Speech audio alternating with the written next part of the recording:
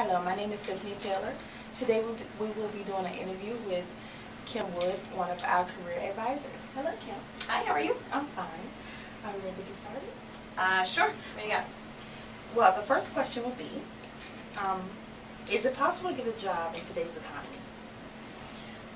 As everyone knows, the economy has gone on a downhill turn, and it is a tougher environment to get a job, but it's not impossible by any means.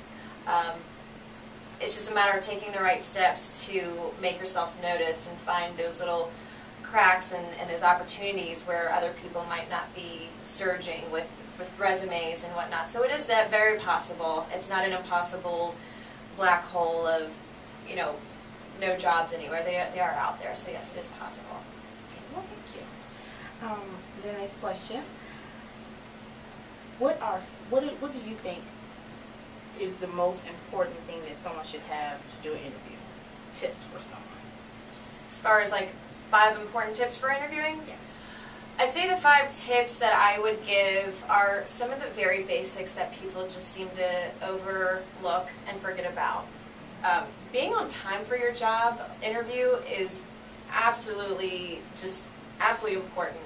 There are times when people will go to an interview and they're 5 minutes late and the employer won't even see them.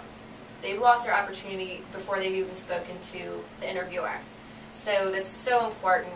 If you need to go and drive by the company first just to make sure you know where it is and how long it takes, do it. You need to be prepared. Showing up in the proper attire. You really need to go to the effort to have a pressed shirt, some nice slacks, the right amount of jewelry. Even if you don't wear makeup every day, you want to put a little something on to make sure you look like you're making the effort, and that's important to you. Another tip that I would say that I have is to really look like you're engaged and you're excited about the opportunity.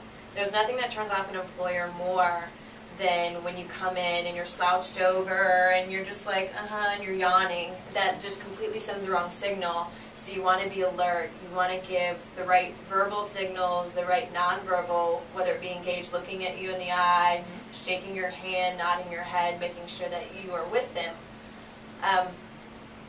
Also, having enough resumes. Bring copies of resumes that are tattered, and so you don't know if you're going to be interviewing with just one person or if you're going to be interviewing with 5.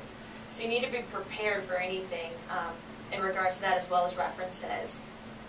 And I'd say like the last thing, and this kind of goes back to being engaged again, is to always have questions to follow up after the interview. If the interview's done and the employer says, "What questions do you have?" and you're like, "No, I don't have any," that again says and sends a signal that you're not interested, and that you didn't care enough to prepare questions, or that you want to know more about the position. So. Okay, thank you. What does someone have to do? What does someone need to do to get the job today? To get the job. To get the job, you have to figure out a way that's going to make you unique and stand out. You have to think outside of the box. You can't just send a resume in anymore and just hope that you're going to get a call. You're going to have to take extra steps and go beyond what everyone else is doing to make your name pop up and to make yourself stand out above everyone else.